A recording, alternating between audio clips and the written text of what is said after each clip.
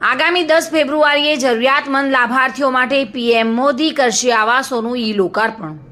જૂના ડીસા ગામે આજે ડીસાના ધારાસભ્ય શગુનના ચોખા સાથે કાર્યક્રમમાં આમંત્રણ આપવા માટે પહોંચ્યા હતા। ડીસામાં આગામી 10 ફેબ્રુઆરીએ એરપોર્ટ ખાતે પીએમ નરેન્દ્રભાઈ મોદી લોકાર્પણ મારફતે જરૂરિયાતમંદ લાભાર્થીઓને ફાળવશે પ્રધાનમંત્રી આવાસ યોજનાના મકાનો। ડીસા ભાજપ વિધાયક પ્રવીણભાઈ માળી અને ભાજપી કાર્યકરો ઘરે ઘરે જઈને લાભાર્થીઓને શગુનના ચોખા સાથે કાર્યક્રમમાં આમંત્રણ આપવા માટે પહોંચ્યા હતા।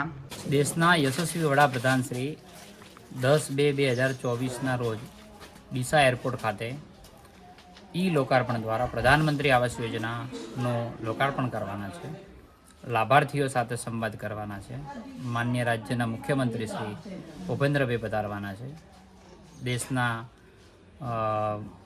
પ્રધાનમંત્રી શ્રી જ્યારે ડીસા વર્ચ્યુઅલ માધ્યમથી સંબોધવાના હોય, આખા બનાસકાંઠાનો કાર્યક્રમ ડીસા હોય, ત્યારે પેજ સમિતિના પ્રણેતા માન્ય પાટીલ સાહેબ ડીસા આવવાના હોય, ત્યારે ખૂબ બધા લાભાર્થીઓ એરપોર્ટ ખાતે આવવાના છે।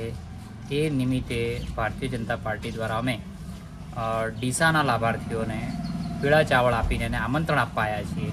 આવો પ્રધાનમંત્રીશ્રીને આવકારીએ અને એમને સાંભળવા માટે આપણે સૌ ડીસા આવીએ, એના માટે પીળા ચાવળ આપીને એમને આમંત્રણ આપવાનો આજે કાર્યક્રમ હતો। મીડિયાના માધ્યમ દ્વારા સૌ ડીસાવાસીઓને, બનાસકાંઠાના વાસીઓને હું ડીસા આવવા માટે, આ કાર્યક્રમમાં હાજર રહેવા માટે સૌને હાર્દિક આમંત્રણ આપું છું।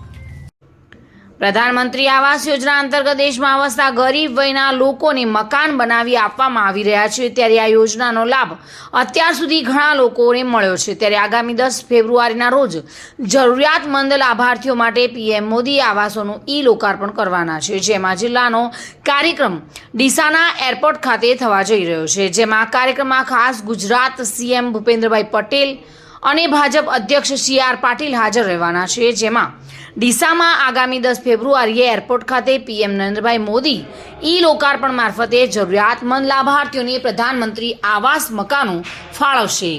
ત્યારે ડીસાના ભાજપ વિધાયક પ્રવીણભાઈ માળી આજે ભાજપી કાર્યકરો સાથે ઘરે ઘરે જઈ લાભાર્થીઓને શગુનના ચોખા અને જે લાભાર્થીઓને અગાઉ આ યોજનાથી લાભ થયો હોય તેવા ઘરો અને એ લાભાર્થીઓ સાથે મીઠી વાર્તાલાપ કરી તેઓની ખબર અંતર પૂછી હતી અને સાથોસાથ કાર્યક્રમમાં પધારવા માટે આમંત્રણ આપ્યું હતું।